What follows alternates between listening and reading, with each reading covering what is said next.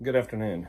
This is Don Mosier, former mayor of Argyle, and I just wanted to share a few things about some comments that are being made reference the conflict in the council. You know, it's absolutely true that there has been conflict and problems between the council members and town staff since I was elected in 2017. And the town council at that time started moving toward a transition period of a citizen-focused government. We started in 2017 with staff that was not real interested in being accountable to the council, and it caused a lot of friction. Over time, those staff members who did not want to be part of that transition and try to be accountable to the citizens and have an accountable government, have left town. And in some cases, they decided to even challenge the council and were encouraged to leave and, maybe move their career forward somewhere else. And when those people left, it became headline news. But there will be some news coming out shortly that will clear a lot of that up. We now have, a really amazing staff in place right now. It's a very professional team. They are very focused and committed to a citizen-focused government and committed to working with the council and being accountable. The budget that was just passed last month is the first Argyle budget that started as a zero-based budget and is based on a line item presentation by the town's department heads directly to the council and mayor. I've tried to get this process started for the last 3 years, but we had a town staff that it was just very hard to work with.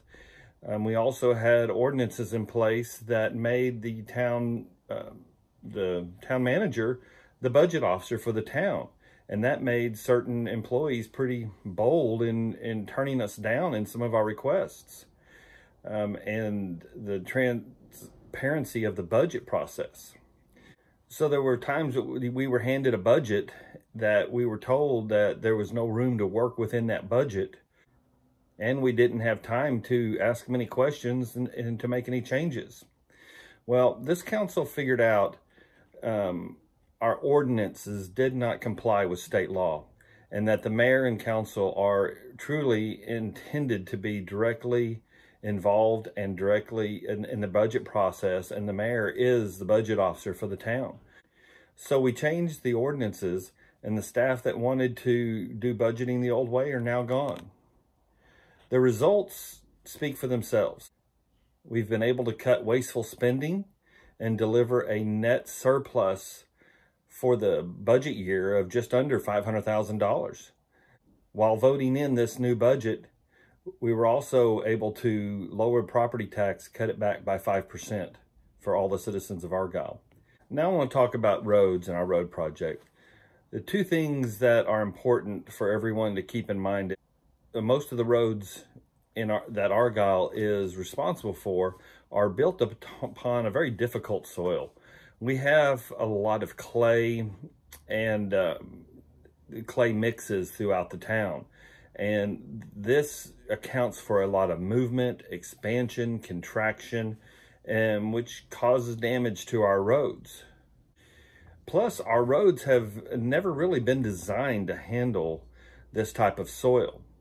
Our road improvement projects that really got moving last year was awarded to a contractor who did not deliver the results that we wanted. It did not deliver the results that we felt like the citizens of Argyle and town of Argyle deserved. Part of this problem, it was due to our specifications for road repair and reconstruction needed to be done in Argyle. So rather than finish the work with this contracting program, or with this contractor, we shook hands with the contractor and stopped the work. And we are redoing the road construction standards. And this will give us better results and put out for bid very shortly.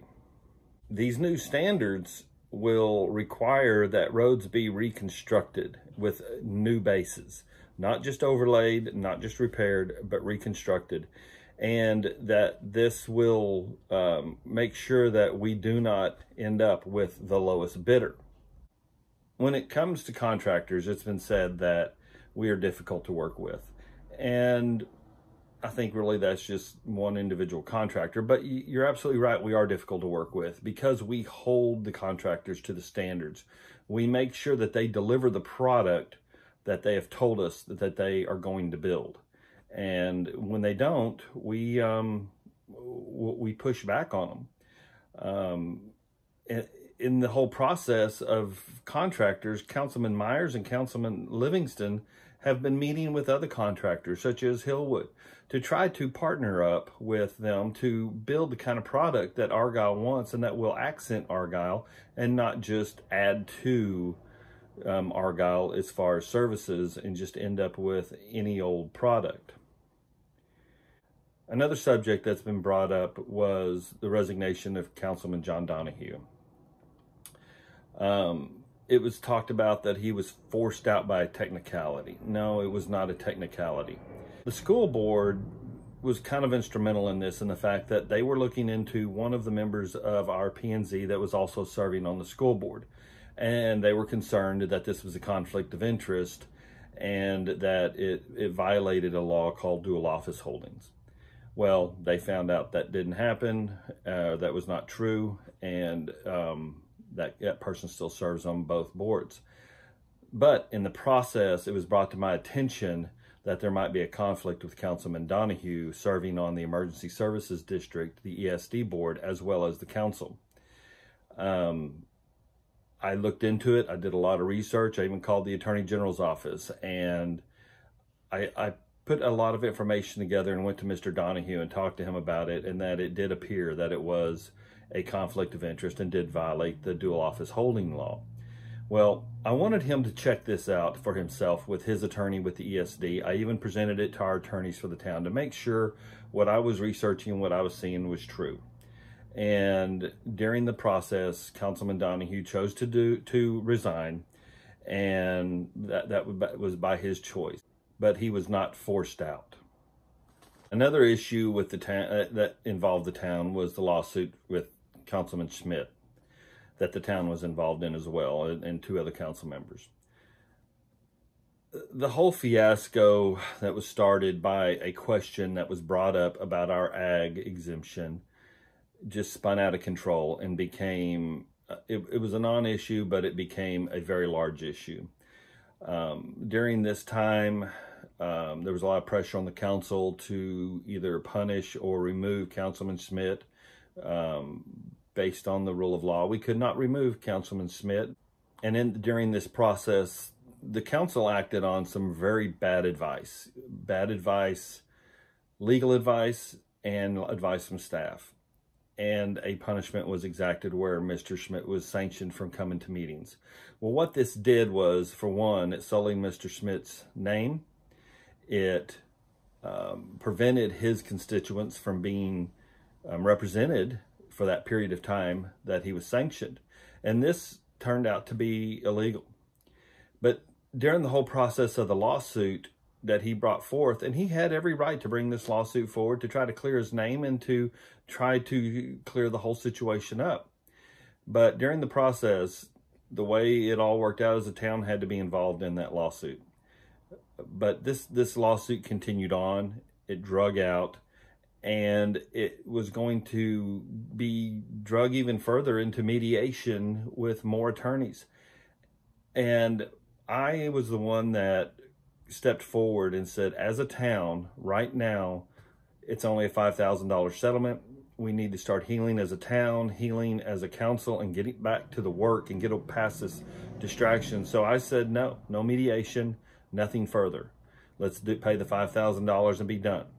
I actually offered to pay the $5,000 out of my pocket and was told I could not do that based on the law. So we paid the $5,000 as a defendant to get out of this. We were done with the lawsuit. Did it continue on with the other council members? I don't know. I don't even know any further outcome of it. That's between Mr. Schmidt, his attorneys, and the other council members. But that was it. We were done, and we could get back to work. During lawsuits, generally, the only people who do win are the attorneys. They collect their fees, and a lot of times there's really no good outcome either way. All that being said, I want to address the accomplishments that the council has made throughout the last 3.5 years. One of the first things we did is we changed our ordinance to move it to 1 acre lots. And in doing so, you have seen no further subdivisions being approved because they don't want to meet this standard. All the subdivisions that are going in right now were approved prior to 2017. Also, we saw that Crawford Road was in really bad disrepair and something needed to be done. The problem was that Crawford Road was owned by 3 different entities: the town of Argyle, the city of Denton, and Denton County. So I said that we would take over full control of Crawford Road, but it had to be rebuilt first. So all those talks started 3 years ago. Now we just finally were able to sign all the papers, get all the right-of-ways acquired, and Crawford Road's going out for bid very quickly, and we'll be moving forward for the full reconstruction, not just an overlay, not just repair, full reconstruction of Crawford Road. Now, I'll tell you, it will be asphalt, will not be concrete, but it is going to be fully repaired and rebuilt. We also started an initiative on silent zones. We were told it was going to cost the town $500,000 by staff to move this forward. Well, we still thought it was imperative due to quality of life for many, many people who live near the railroad tracks to move this forward, and we've been working on it.